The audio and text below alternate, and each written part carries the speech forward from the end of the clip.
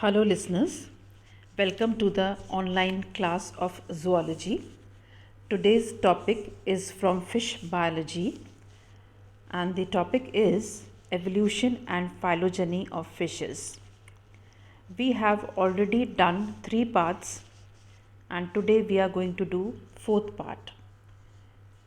Last time, in the last class, we had discussed about the evolution and phylogeny of cartilaginous fishes, and in that I told you that Cladocellaceae is one of the earliest known extinct shark, and it lived during the upper Devonian. Okay, and from such ancestral type, I mean जैसे from Cladocellaceae, the cartilaginous fishes they evolved along several lines, and main are the two lines. In one evolutionary line, it gave rise to sharks, to the modern sharks, and in another evolutionary line, the fishes they became specialized for bottom living habit, and these fishes are skates and rays. Okay, so in this way we read about the cartilaginous fishes, and I told you about the living fossils also in the example of Contreras ties. The example were, if you remember, Heterodontus, Hexanchus, Chlamydocellaceae, because they occupied an intermediate position between the primitive Cladocellaceans and the advanced sharks. Now we come to evolution and phylogeny of bony fishes. Bony fishes come into the category of Teleostomae, and the bony fishes they first appeared during the Middle Devonian independently. Okay, now 4 major groups they were present during the Devonian period, and the 4 major groups were: number 1, Dipnoi, which are also known as lungfishes. Second is Crossopterygiae or lobe-finned fishes, and third is Branchiopterygiae or bichids, and the fourth is Actinopterygiae or ray-finned fishes. Now, if we talk about bony fishes further, then first we'll take Dipnoi. Okay, Dipnoi are lungfishes. They are known as lungfishes because they have gills, but they have lung-like structure, not lung but lung-like structure, यानी कि they have air bladder, और वो जो air bladder है उनको respiration में help करता है. Di means two and no means breath, that is they are double breathers. Okay, मतलब they breathe through gills also and through air bladder also. Dipterus is the example, और वो किस चीज़ का एग्जाम्पल है? वो फॉसिल डिप्नोअन है. डेवोनियन टाइम में डिप्नोअन था जो कि अब फॉसिलाइज्ड हो चुका है, एक्सटिंक्ट हो चुका है. अब डिप्टेरस को कैसे अब जो डिस्क्राइब किया गया on the basis of fossil, that it has long body, lobed fins होते हैं उसमें, टेल हेट्रोसर्कल होती है, एक लोब बड़ा एक लोब छोटा. देन उनके जो स्केल्स होते हैं वो थिक कॉस्मॉइड स्केल्स होते हैं, and they have skull which is well ossified. ठीक है, स्कल जो होता है वो वेल ऑसिफाइड होता है. और जो डिप्टेरस जो फॉसिल है वो किससे रिजेंबल करता है? अभी अपन आगे पढ़ेंगे किसके बारे में? क्रॉसॉप्टेरिजियंस के बारे में. तो क्रॉसॉप्टेरिजियंस का जो एग्जाम्पल है वो ऑस्टियोलैपिस होता है. तो इट रिजेंबल्ड ऑस्टियोलैपिड्स, द प्रिमिटिव क्रॉसॉप्टेरिजियंस. ये जो है फॉसिल डिप्नोन है, जो वो डिप्नोई जो कि फॉसिल हो चुका है, एक्सटिंक्ट हो चुका है. तो इसके एग्जाम्पल मैंने आपको बताया, डिप्टेरस इसका एग्जाम्पल है. और इसमें आप देखिए इसके अंदर लेबलिंग करी हुई है, डायग्रामेटिकली इसको बनाया हुआ है, जिसमें कि आगे आप देखेंगे कि इसके अंदर कॉस्मॉइड स्केल्स हैं, then it has got one dorsal fin, second dorsal fin, और दोनों पेयर्ड फिन्स प्रेजेंट हैं। पेक्टोरल फिन लोब्ड मतलब लोब्ड है जो कि प्रेजेंट है, ऐसे पेल्विक फिन्स भी प्रेजेंट है, और देखिए very clear heterocercal tail is also present. तो इस तरह से ये जो डिप्नोन है जो कि एक्सटिंक्ट हो चुका है डिप्टेरस, उसका डायग्राम है। आई थिंक आपको समझ में आ गया होगा। Now by the end of the Devonian, जैसे जैसे डिवोनियन पीरियड का एंड होने लगा, जो डिप्टेरस है it underwent the following changes. ठीक है, और जो चेंजेस थे those changes were quite similar to the osteolepids. यानी कि what happened is body became shorter, body छोटी हो गई, टेल जो है वो डाइफाई सर्कल हो गई, एंड जो स्केल्स थे they lost their shiny surface layer, है ना। और साथ के साथ में यही नहीं हुआ, मतलब उन्होंने अपनी जो चमक है वो तो खोई दी थी, साथ के साथ उनके जो स्केल्स थे वो थिन पे थिन होते चले गए। ठीक है, जिस तरह से पहले आपको बताया था कि वो किस तरह से थिक कॉस्मॉइड स्केल्स थे, वो जो थिक से जो है फिर वो थिन होते चले गए। This fossil form of Mesozoic era evolved called Ceratodus. अब जो डिप्टेरस से जब इवोल्यूशन हुआ, तो डिप्टेरस से इवोल्यूशन होने के बाद में क्या हुआ कि जो मेसोजोइक एरा में उसका फॉसिल फॉर्म हो गया, that evolved and that fossil form it came to known as सीरेटोडस।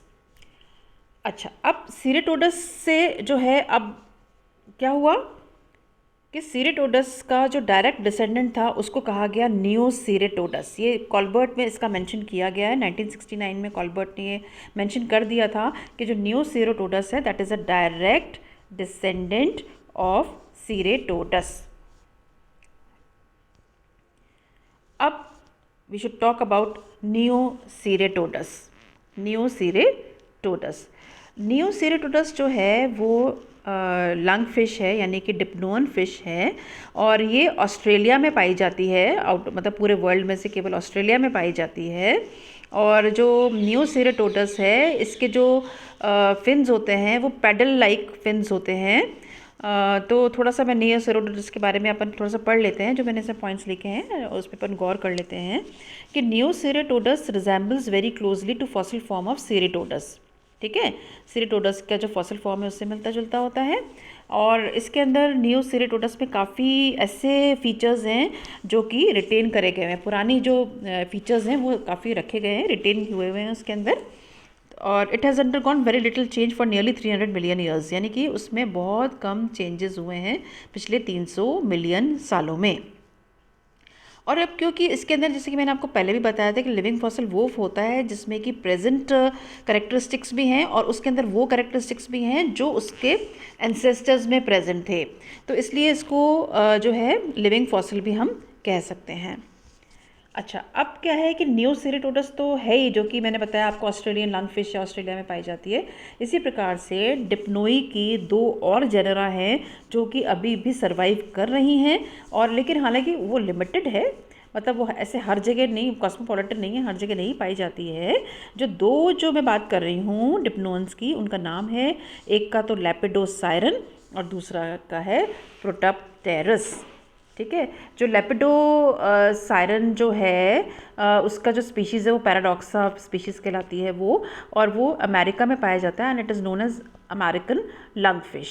ठीक है, उसमें भी जो होते हैं जो फिन्स होते हैं वो फिलामेंटस होते हैं, they are full of network of capillaries, तो काफ़ी वेस्कुलराइज्ड होते हैं वो, है ना। इसी तरह से जो प्रोटोप्टेरस होता है वो अफ्रीका में पाई जाती है लंग फिश। ठीक है, मतलब वहाँ लिमिटेड है, लिमिटेड टू, इसलिए उसको अफ्रीकन लंग फिश भी कहते हैं। अब ये देखिएगा आप, ये नियोसीरेटोडस का डायग्राम है, एज यू कैन सी। इसमें देखिए आप स्केल्स आप क्लियरली देख सकते हैं, और इसके अंदर जो पेड फिन्स हैं वो पेडल जैसे होते हैं, चप्पू जैसे होते हैं। ठीक है, और उसके देखिए जो टेल है ये ऐसे कंटिन्यूस है पीछे की तरफ।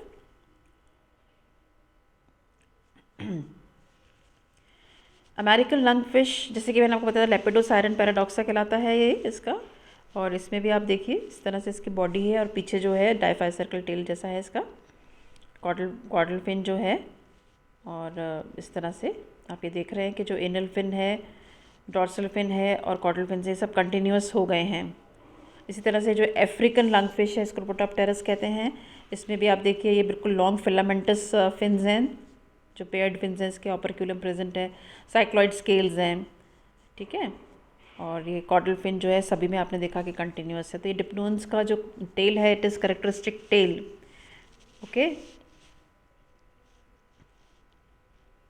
तो इस तरह से वो डिप्नोन्स जो है वो कंप्लीट होता है डिप्नोन्स का। Now we come to the evolution and phylogeny of bony fishes में we'll continue with the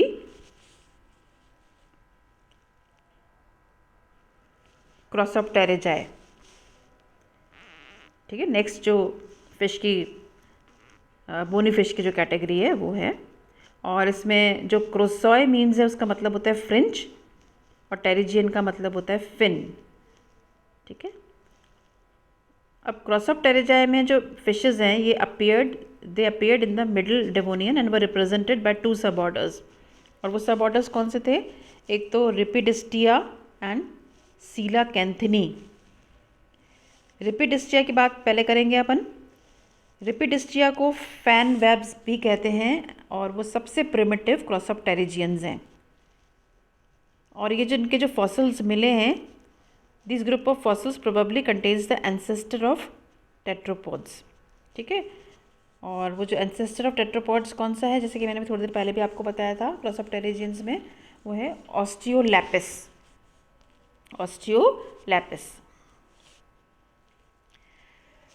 अब ऑस्टियोलैपिस जो है वो डिप्टेरस से क्लोजली रिजेंबल करता है ना। किस तरह से कि ऑस्टियोलैपिस में भी फ्यूसिफॉर्म बॉडी है, फिर उसकी हेट्रोसर्कल टेल है, लोबेट आर्किप्टेरिजियल फिन्स हैं, ठीक है, वेल ऑसिफाइड स्कल है, और जो स्केल्स है ना उसके वो गेनॉइड स्केल्स हैं, लेकिन उसमें कॉस्मिन भी है। गेनॉइन के साथ साथ में कॉस्मिन केमिकल भी उसमें प्रेजेंट होता है। तो इस तरह से जो डिप्टेरस और ऑस्टियोलैपिस हैं उन दोनों का भी कोई कॉमन एंसेस्टर रहा होगा।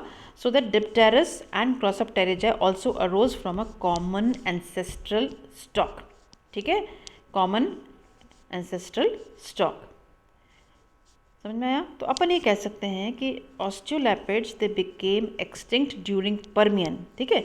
वो ज़रूर है कि भाई वो पर्मियन पीरियड के दौरान पे वो एक्सटिंक्ट हो गए थे ऑस्टियोलैपिड्स, लेकिन एक लाइन है जो डायरेक्टली उनसे डिसेंड हुई, ठीक है। एक लाइन जो है, कैसे उसका एवोल्यूशन हुआ, उस लाइन का डायरेक्टली उनसे एवोल्यूशन हुआ, वो हम बात करेंगे।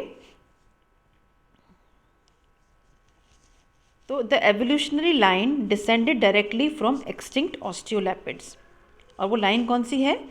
सीलाकैंथनी। सीलाकैंथनी। और जो सीलाकैंथनी है they are regarded as specialised crossopterygians, ठीक है। अब क्यों स्पेशलाइज्ड है वो, क्या उसके कैरेक्टरिस्टिक्स हैं, आगे उसमें क्या हुआ, और फिर उससे भी जो नेक्स्ट जो पॉइंट है वो भी हम डिस्कस करेंगे। और जो भी आपको क्वेश्चन पूछना है वो आप ज़रूर पूछें। कोई भी क्वेरी आपको अगर लग रही हो प्लीज़ रिवाइज़ इट। अगर आप रिवाइज़ करेंगे तो ही कुछ फ़ायदा है आपको ये पढ़ाने का, क्योंकि आप रिवाइज़ नहीं करेंगे तो आप भूलते चले जाएंगे। तो बेटर है कि आप पढ़ लें, और जो भी कुछ पूछना है आपको व्हाट्सएप ग्रुप में आप पूछ सकते हैं। तो इस तरह से this is the end of the part 4, and for the next online lecture, wait for some time. Thank you so much.